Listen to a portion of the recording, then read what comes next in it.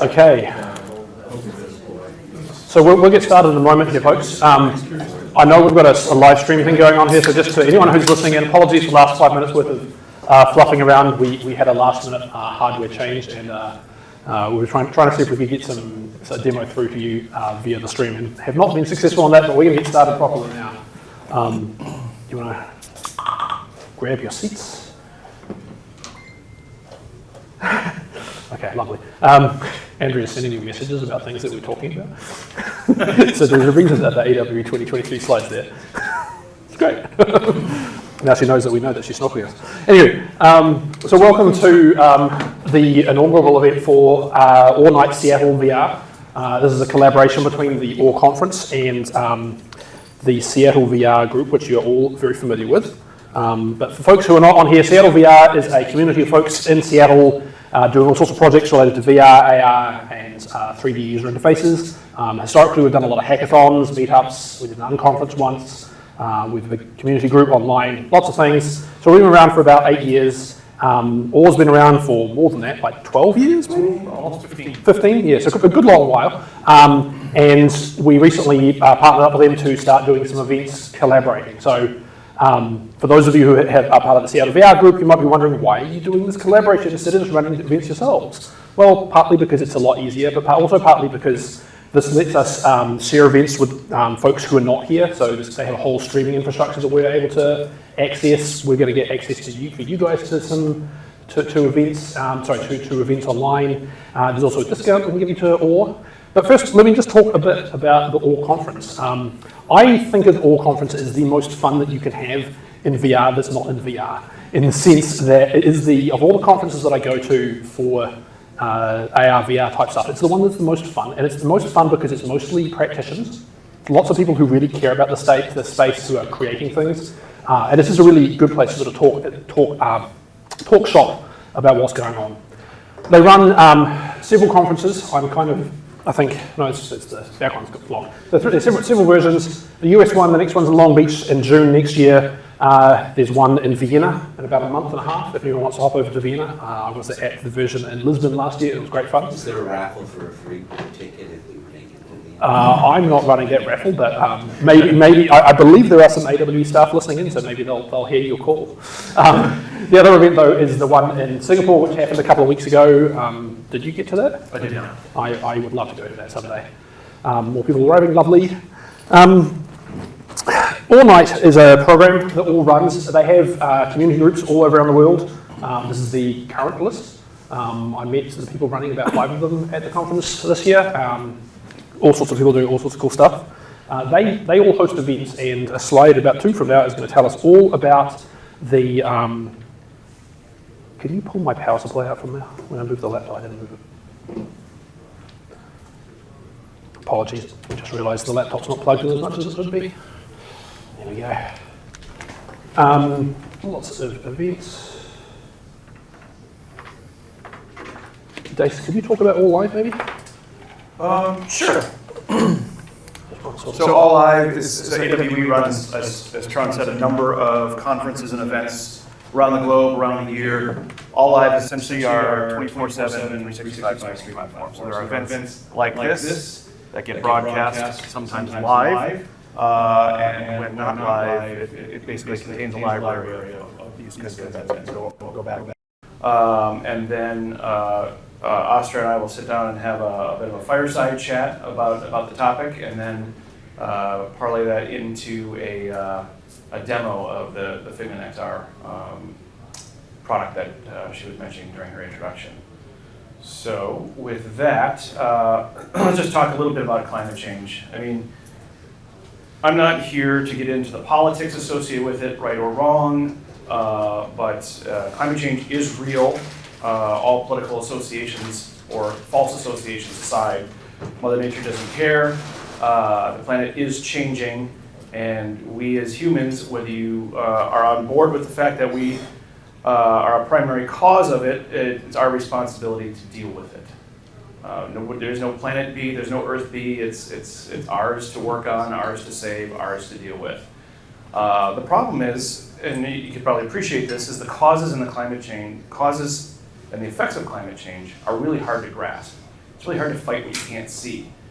We've got that kind of classic, boiling a frog or boiling, something in a pot where you slowly turn up the heat so slowly it doesn't really know what's happening. That's where we are. People, as a species, we're not evolved to react to such slow phenomenon as a changing climate.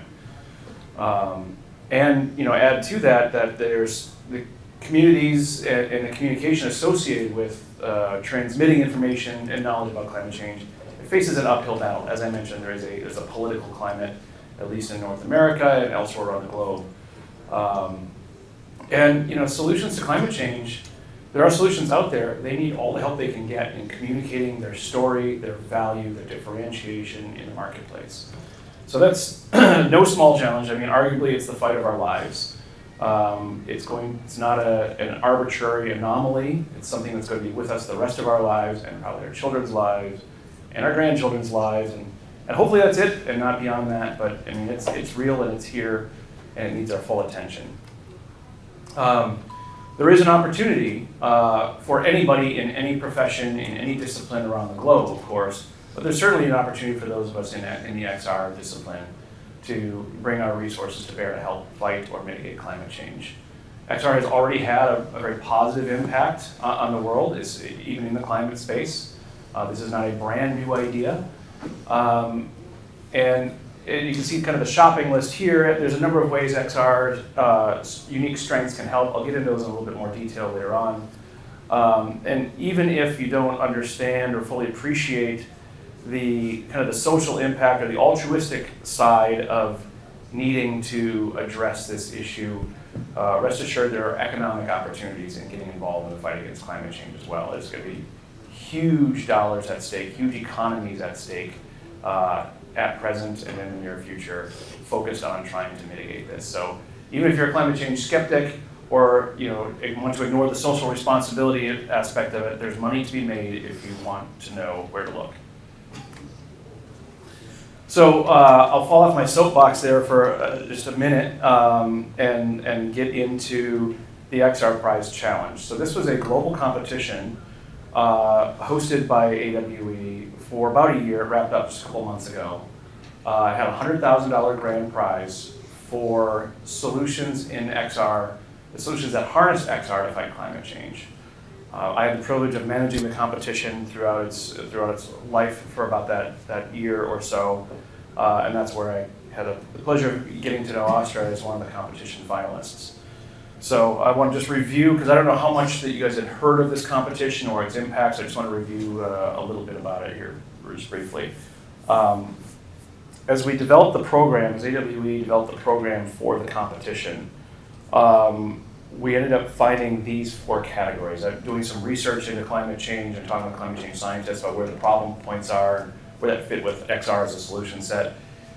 We really found these are the main topics, and we divided up the competition accordingly. The first way that XR can help in the fight against climate change is helping to replace wasteful material practices, wasteful energy. It's kind of the classic argument of using digital technology to move bits instead of atoms.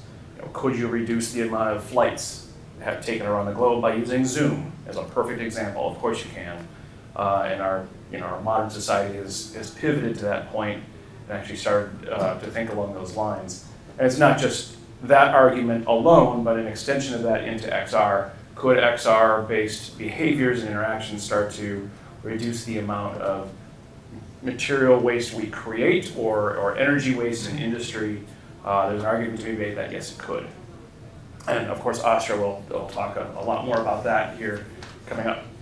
A second category where XR has been found to be impactful in the fight against climate change is simply visualization. No kidding, XR is a visualization tool. I think you guys probably already know that. I don't need to preach about that, but it really is helpful, especially if you think of XR as kind of or maybe even VR as kind of the ultimate empathy machine, the ultimate empathy and communication medium. Being able to visualize those causes and effects and understand that when somebody does one thing on one side of the corner of the globe, how it can impact and ripple and in aggregate affect something like the climate, either in distance or in time ahead. A third category is simply in education. As I mentioned, we found from the climate scientists generally that there's lots of solutions and ideas out there. There's a competing marketplace of ideas that gets lost in the shuffle. It gets lost either in the economic shuffle, the market forces, or a political climate does kind of stifles good ideas. And there's a thought that XR can help educate people and break through because it's an experiential medium, break through and give people an experience that they couldn't otherwise consume in other media, whether that's print media or visual media. And then finally, the optimized category. There are a number of efforts, typically in industry, perhaps in engineering. There are efforts underway developing solutions to climate change. And we found that there was another category where XR could be used by professionals to help design or create or shape or impact or operate or maintain those solutions. For example, an immersive simulation of a wind turbine to help optimize the aerodynamics is an easy example. So lots of ways that professionals at the enterprise level are leveraging XR to help develop and refine those solutions to fight climate change. So these were the general 4 categories we outlined for this competition. Just a few quick statistics. We had over a couple hundred entries from around the globe. Every continent represented except Antarctica had teams jump in. We had several stages to the competition. You can see 150 of the teams advanced to the MVP stage. Ultimately, we narrowed it down to 11 finalists whose extended teams represented 21 countries, 5 continents, and an interesting fact that the majority of those teams were led or represented by women. So it's a gender parity there. In the end, we ended up with 3 runners-up to the competition and 1 grand prize winner. Can't help but take a moment to thank the sponsors of the competition. Of course, AWE was a major host and sponsor, but we had co-sponsors in and next to the XR space helping out with some of the prizes and awards. And we had I don't know, 15 or 20 different technical partners who donated their solutions to the cause. So for example, a company like Unity, of the 200 some entries, I mean, dozens and dozens of people would download their software for free and apply that to the competition. So some great technical resources there. We also brought in a number of climate scientists as coaches. Some of them were actually pretty familiar with XR, some less so, but they were subject matter experts from the climate change space, and they each had as you can see, they had their own kind of specialty or discipline in biodiversity, air quality, reforestation, electrification, and they became resources for the competition teams, especially in early days when they needed help kind of formulating their ideas. And of course, we had a number of judges throughout the competition in a couple of different phases. Of course, point out our local hero, Tom Furness, representing Pacific Northwest. We actually had, I'll bookend Tom with Sarah. Tom, as you may know, just turned 80 this year. Sarah was 18. So we really represented a pretty wide spectrum of generations impacted by climate changes. Had actually fascinating discussions before, during, and after the competition with them as they sorted through the various entries. Real quick, these were the criteria we used for judging the entries. We try to essentially have an even spread across creativity, functionality, and impact. Creativity, we really wanted the teams to be able to demonstrate, why and how XR was a unique medium for fighting climate change. From a functionality perspective, we wanted the teams to demonstrate kind of innovative user interaction associated with an XR solution. And then definitely by the time we got to the final stage of the competition, impact got an outsized weighting criteria. We needed the teams to really demonstrate the impact of their solution, either by evidence or by calculation, their proposal on what it would do to impact climate change.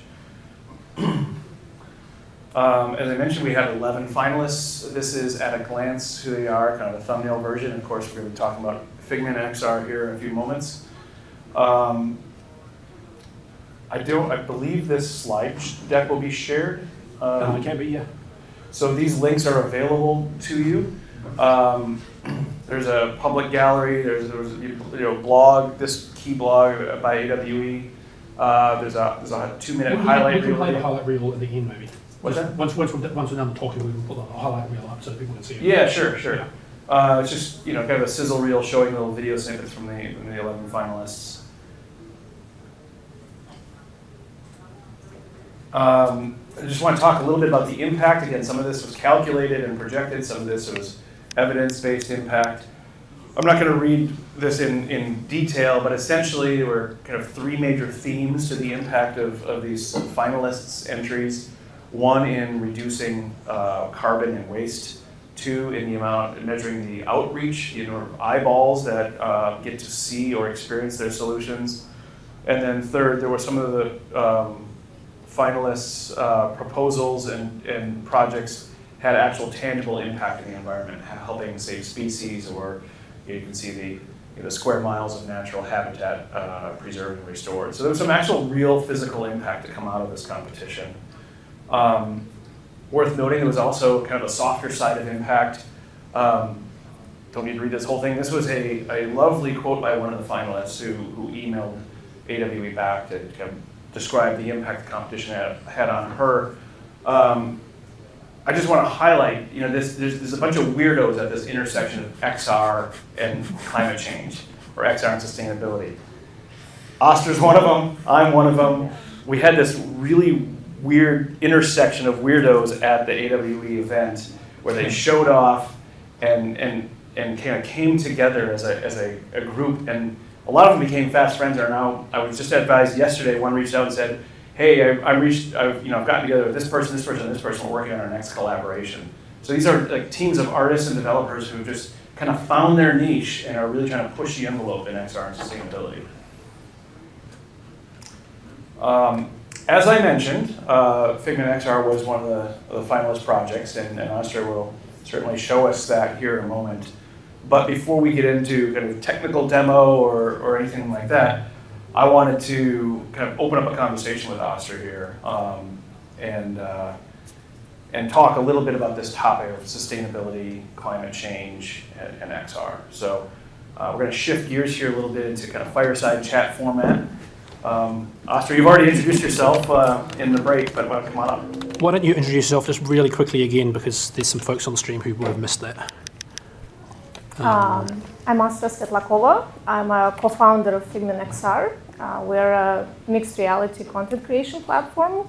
We are the only cross-platform on the market because people with like different devices, they still can play in mixed reality together using Figment XR.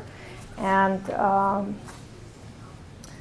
fighting the climate change, and in particular reducing the waste pollution, is like one of our main goals and values, and we believe that we can make a difference.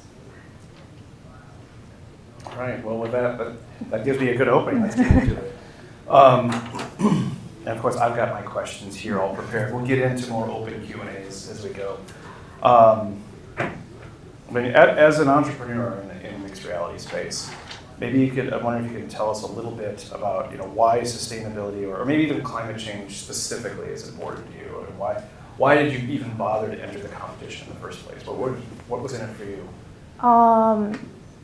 So with the competition, it was actually very, very interesting because I think like we were definitely the first team that intended to apply because back last year in 2022, we were at AWE. We also like showing Figment. Javier was on one of the panels, and then at the last day, the XR challenge was announced, and we looked at each other and like, we have to apply. We've been talking about it for 5 years.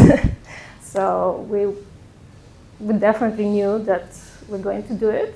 But talking about why it's important, I'm a mother of 2 children, and I want them to see and enjoy the beautiful world that I saw when I was a kid. And I feel that now we're in a place when the matter is really pressing, but a lot of people are in denial. And those that are not need to act and need to do something. And you were mentioning that it's like one of the problems that we don't really see it. But I have a couple examples that like I experienced in my personal life. Like for example, last year, me and my family, we visited the Glacier Bay Park in Alaska. And when you come to the viewpoint, somewhere far, far away, you see the glacier. And then you go to the visitor center, and they have the pictures of from the same viewpoint of the same glacier, like 30 years ago, 60 years ago, 100 years ago, and the difference is drastic. So like 30 years ago, you could hike to that glacier. Now you have to take a boat to get there, and it's like, it's real. It's happening, and it's like, basically in a lifetime of one person, we can see that change. And another example, I guess more like related to the cause that's important to me, we regularly go to the Oregon beaches, like basically every year. And about 3 years ago, I started to notice that there are like pieces of plastic in the sand. So you just like, you pick the sand and there are like something red, probably like used to be Coca-Cola bottle caps, something blue, probably like the water, and it's there. And there is nothing we can do to sift that plastic out. It's like already everywhere. And I think that we do need to act, and we need to do something and be as loud as we can about it. Yeah, and as much as it is, it's been my mantra through this competition to say, well, there's, it's difficult to see these causes and effects of climate change. I think we've had a wake-up call even just in the last couple of months. I mean, there was in mainstream media reporting of people in Arizona being treated. The burn units were filled in Phoenix because people had fallen on the ground and burned themselves on 140-degree temperature Earth. Yeah, it's like the hottest summer in yeah, I don't know how many years. So that is pretty tangible. So it's becoming more and more tangible and more visceral as we go. I'm going to shift just a little bit. I presented those kind of 4 categories of the competition, which reflected kind of 4 areas that XR can have a hand in the conversation and the fight against climate change. You obviously submitted in the replace category, and that was an underrepresented category. I mean, we thought that it was going to be kind of an even balance across them, and in fact, very few entries in the replace category. Tell us why the replace category is important, either for you or for overlay. And I guess to go with that, I'd love to hear your thoughts about how XR might be uniquely suited to help address issues in that category. Yeah, I actually have another story. So it's like once I have a revelation about why XR is perfect to replace excessive material consumption. So I was in my kids' room and I helped them to pick their toys, and there were like tons and tons of them. And I started like sorting them by categories, like this is like Lego, this is cubes, and one box were like little plastic figurines, like My Little Pony, Maui, something like from Kinder Surprise, something from McDonald's Happy Meal. And I ended up with the box this size of this plastic, crap, that kids play maybe like once or twice, and then like first it clutters your home, then it goes to landfill, then it breaks into little pieces and turns into microplastic. And I looked at that and I asked myself, do these things have to be real? Do we really have to manufacture them? Because for role play with your favorite character, that character can be digital. Or like, for example, if we're talking about the birthday parties or like giant graduation ceremonies, there are like 100,000s of balloons purchased each year. I think like for the competition, we had some statistics, like $130 million people spend on just balloons to release them in the air. They have like 5 minutes of fun. Do those balloons have to be real? What if we substitute them with digital balloons that's going to be more prettier? You can have like any size, any shape, any quantity of those balloons, and there's going to be no waste created. And that's why I think the XR is the solution, because all these objects exist because we want to have novelty in our life, we want to have something pretty, we want to express ourselves, be creative through the things. But if we do all of that in the digital format, we can still have all of that, like novelty, aesthetics, self-expression, but at the same time, like zero waste, zero guilt. And that's what we want to do. That's what our mission is. So I want to come back to what you were just talking about, it being a playful experience just in a second, but just a quick question. What are your thoughts on how to prioritize, again, in this kind of replace mindset, replacing material waste, how do you prioritize replacement at the consumer level versus the kind of commercial industrial level? I'm not sure I'm the right person to talk about it. I think my guess that on industrial level it's way more than on consumer level, but I feel like it's important to be self-aware of our consumption. And even though maybe like in a grand scheme of things, it's like it's I don't know, 20%, 30%, but the fact that like we change in our behavior, we are like buying less those things, we're sending companies the message that we would like to switch for a more ecological alternative. It's important. Okay, well, as promised, coming back to the kind of the quality of the experience, my own trials and experiences with Figment specifically, I came away with the notion that, so I'm interpreting on your behalf, I want you to correct me here if I'm way off, but there would seem to be a drive for XR to be collaborative, accessible, and maybe most of all kind of playful or joyful. Yeah. Assuming those are right, great. If they're wrong, correct me. But if those are things you're driving at, how do you prioritize? How do you find that balance in an XR experience? Like, are those the right criteria, or what are the important criteria? I think like the most important one is like the collaborative impact, and like this year we had a big milestone for us. We launched our cross-platform multiplayer, and now people can play with all those objects and lots of different games together.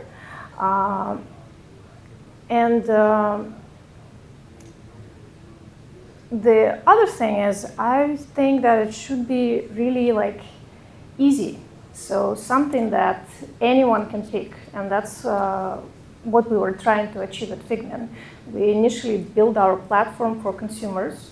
It's super easy to use. Everything is already in there. You can like search for GIFs, put them around your room. You can search for 3D models. You can paint in space.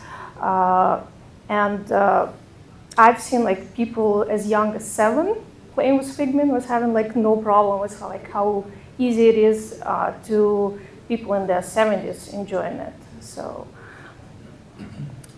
and I guess like that, since we have a lot of different tools, people create a lot of different experiences, and it allows them to be creative, and at the same time, it's like the thing that I like about XR, that this is like unlimited creativity. There is like nothing that stops you. There is no material constraints. You can create anything that comes to your imagination. So how closely should a virtual experience at a virtual party balloon, for example, how closely should that mimic the physical world from a physics and behavior kind of perspective versus when does that digital twin break free of mimicking a physical balloon being its own thing, a balloon you can ride in or something like that? I mean, where do you find that balance, and how do you as a tool creator enable people to kind of make those decisions about when we are truly replacing a physical component versus going beyond and creating a new experience? So us being like an open platform, there are actually both cases, and I think like both of them are really fun. For example, my co-founder Javier, he loves to create like super realistic digital twins. So like sometimes he just like goes to the sports store, buys like tennis ball, basketball balls, and he creates the twins that like act exactly like the real balls. And there are like a lot of trial and error. He bounces the real ball. He sees like how the digital one behaves. He tunes the physics. But at the same time, I feel like we can create objects that are better than the real ones. And I'm also a co-founder of a theatrical nonprofit. And one of the projects that we are working right now is to create an immersive theatrical production where all the set and props exist in augmented reality, and it's all completely digital.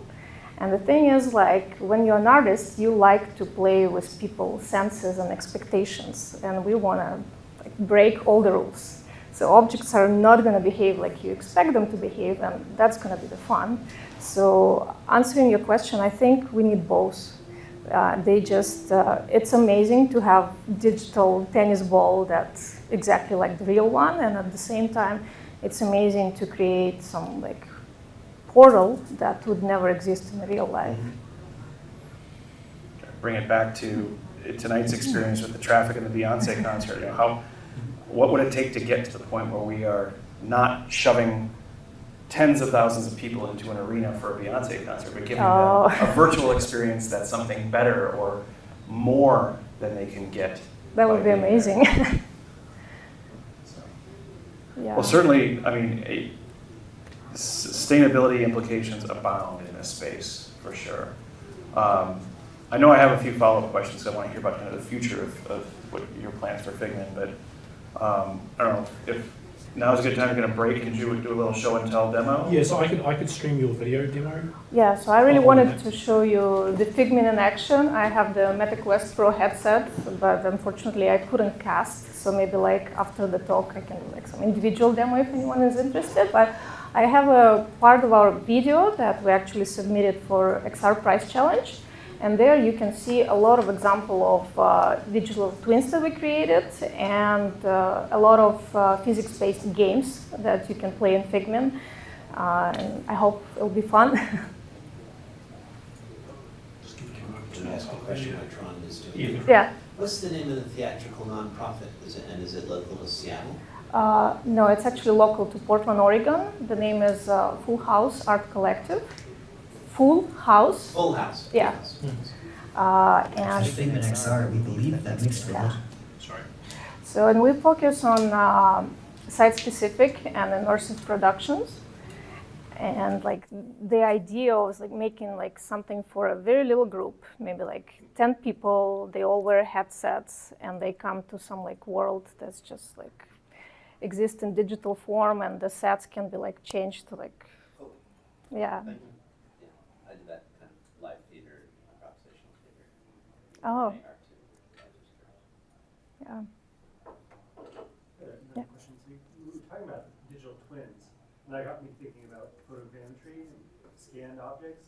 In Figment, can you scan an object and bring it in to the experience? Yes, you can. So you can scan object, upload it on Sketchfab, and then since we have the Sketchfab integration, you can find your object in the Sketchfab.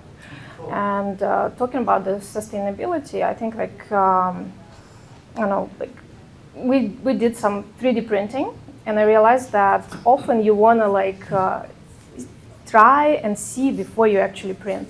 And with Figment, you can do that. You have the model, you can see like, does it fit? Do I need it bigger? Do I need to change it a little bit? And that saves a lot of resources too. Now you're speaking my language. You know, in the architectural world, having the digital prototype before you build the physical, Yeah. Get it right. Yeah. Definitely an alignment there. Yeah.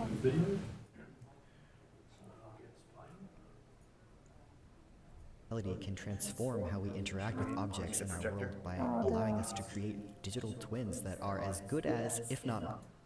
Apologies for those on the stream. Our projector, we turned the projector off, so we're blinding people. So I'm going to turn it back on again. Just give it a moment while the lights turn on.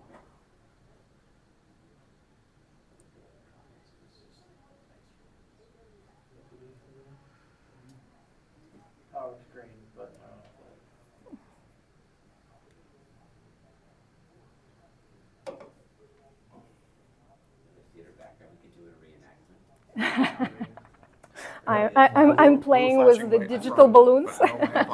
Oh, there's a lamp. Okay. Like, I'll let you switch over. Nice. All the way down.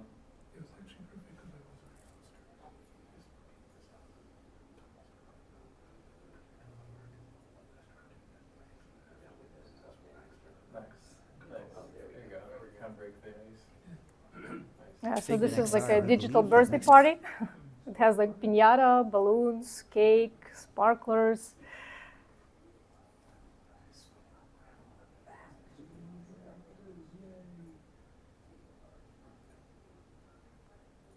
Reality can transform how we interact with objects in our world by allowing us to create digital twins that are as good as, if not better than, their physical counterparts.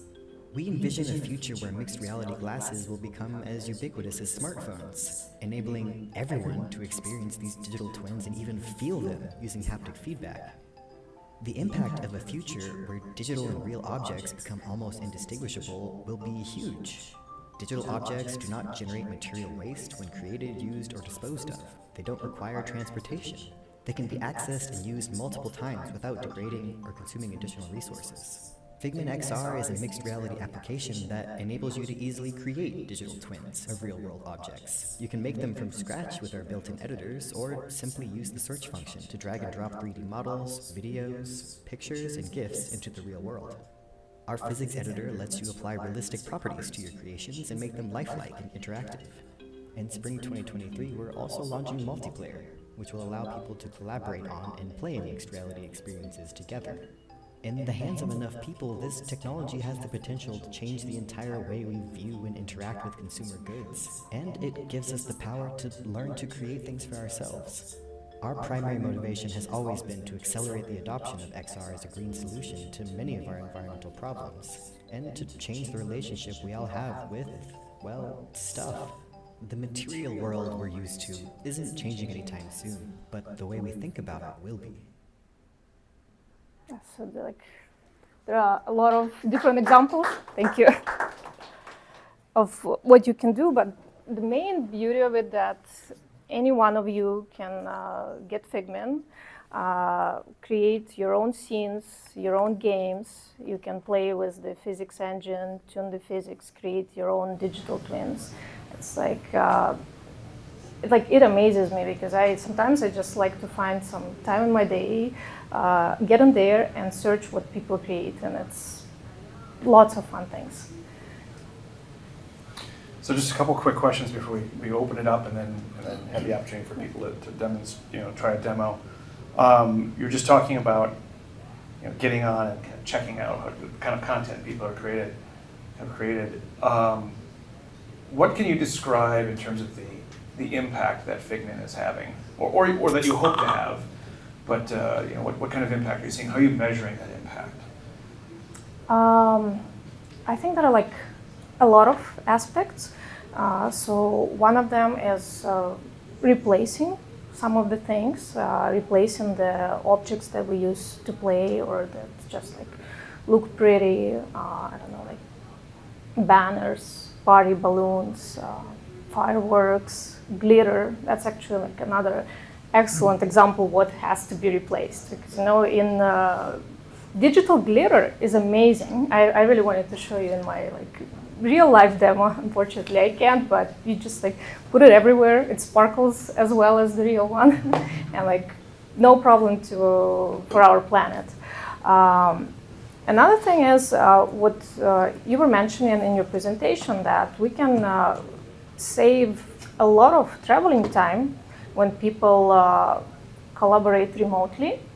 And another example I like in the video, we had a little digital museum. When you have all these objects that you would see, for example, in Louvre in France, in your living room. You don't need to fly to France anymore. You can see right here.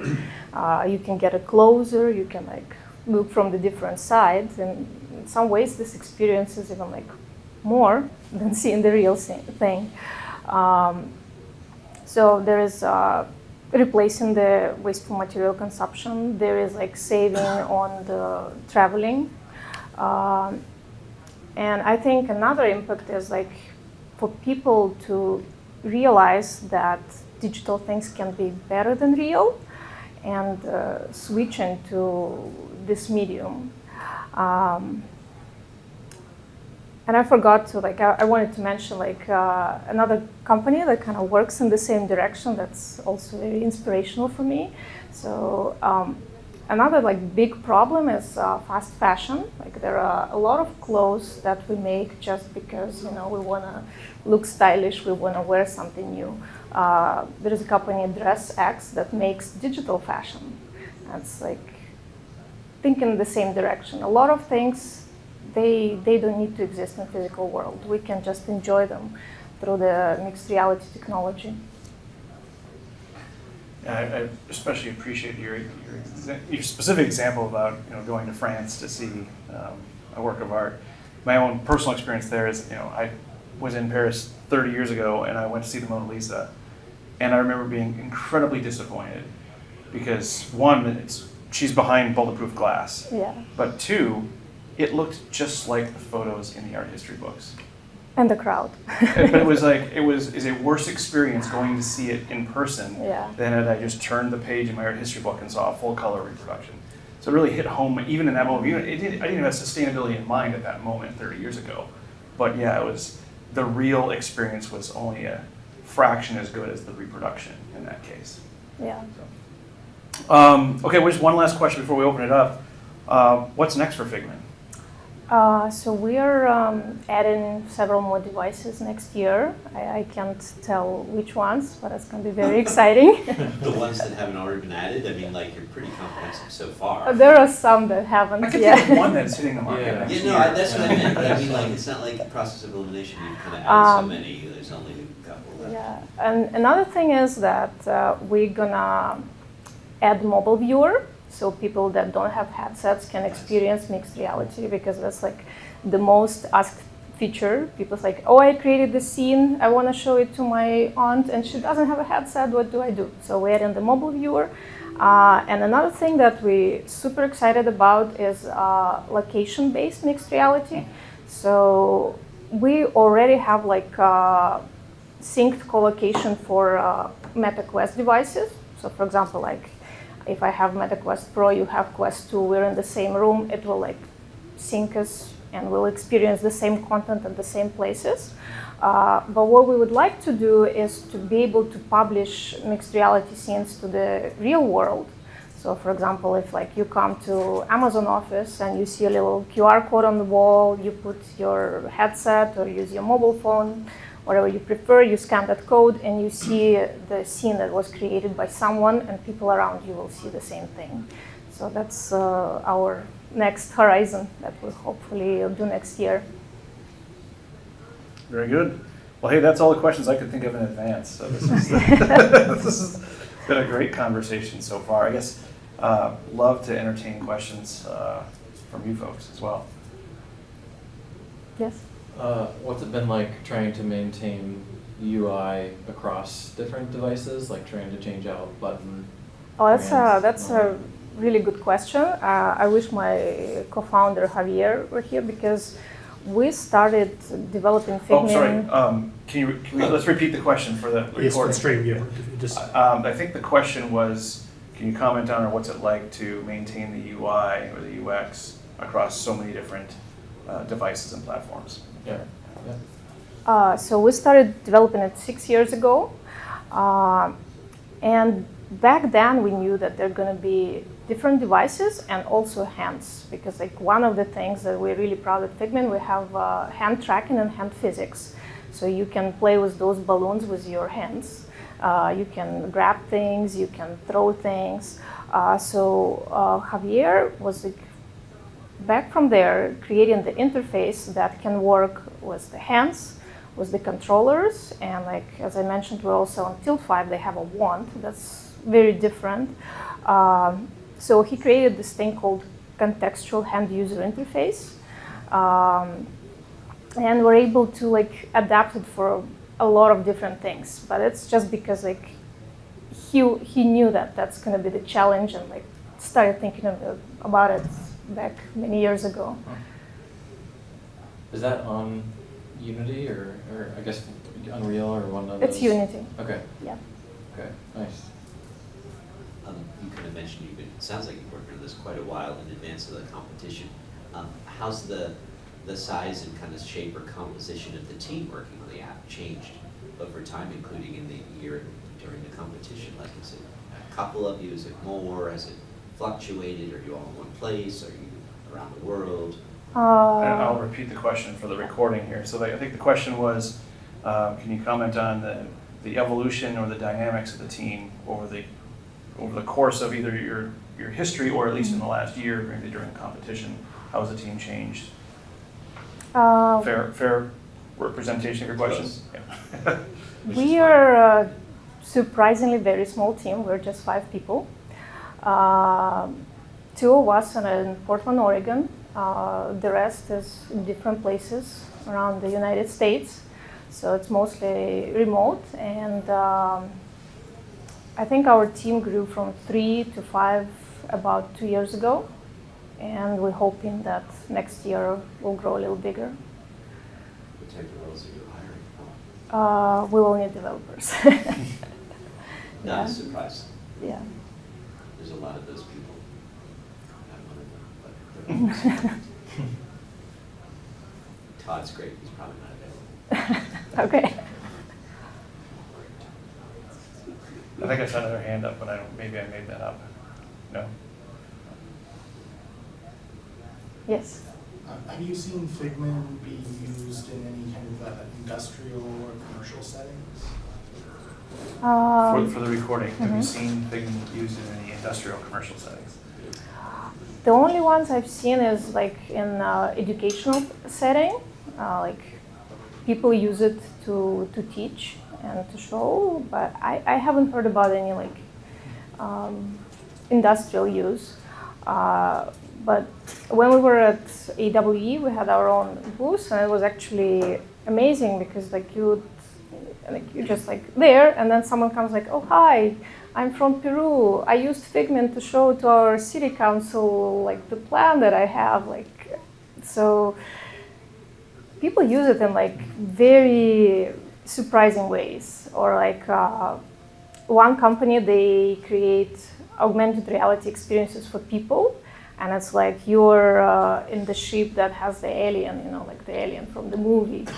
Or like you're in Egyptian tomb, and they create all these scenes through Figment. And like we were just like browsing, saw them, contacted that person, talked with him, and like he makes amazing stuff.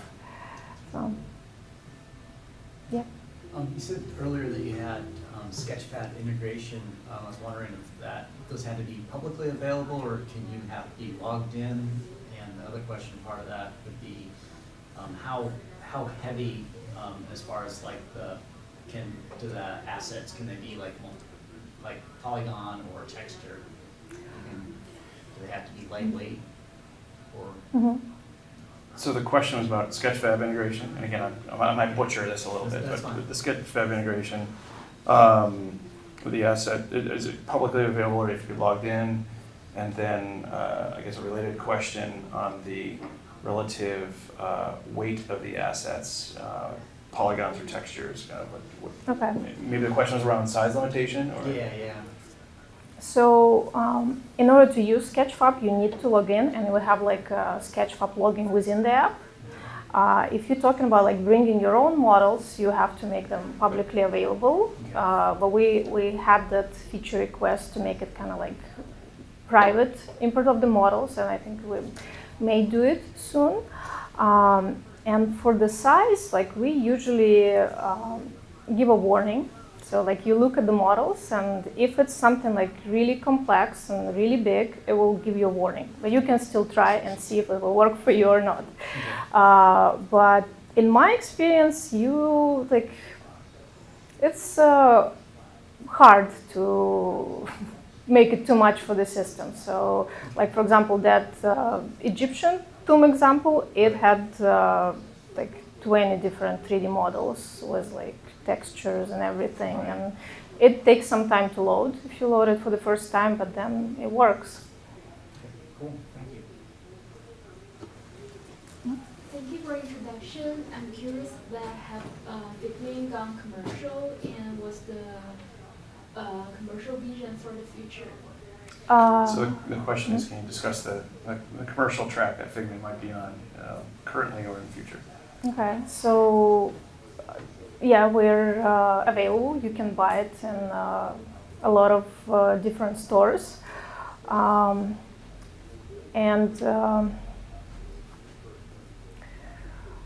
Right now we're like focused on user acquisition, so that more people know about Figment, use Figment, that we have a lot of different scenes that those that are not interested in creating can play with. And if we're talking for like a far future, what we would really like to achieve is to create some kind of like revenue share model with the content creators, because I think they are as important part of the platform as the software, because like, you know, you need to play with something, you need to see like beautiful art that people make. So we would like to create some kind of system where their efforts of creating Figment scenes can get some monetary recognition. Stay tuned for a follow-up conversation about AI and art. I think Trond is ready to give us the hook here. Yes, we're getting to that time. Yeah. So I guess we'll cut off the conversation here. Thanks so much for the questions and for your attention. We'll be around. I know Oscar wants to be able to show off the product to anybody who wants to try a hands-on, heads-in demo. I think we're out of here in 20 minutes, I think. Yeah, so they kick us out of here at about 7:30. Can I steal your mic for a sec? Certainly. I just wanted to, before we sort of break and turn off the streaming, because I think we're at the end of the content that we can stream to everybody tonight, I just wanted to quickly just go back to the beginning of the slides and let people know about some upcoming events on AW Live that we didn't get to earlier when the computer shut down. So, you guys can't see us, but there's a bunch of events coming up. There's the podcast and the XR Edutainment for Kids event. I don't know what the next evolution is, but it looks really interesting. Anyway, check these out. They're on the AWE Live website, and you can get them streaming there or via the app. Cheers.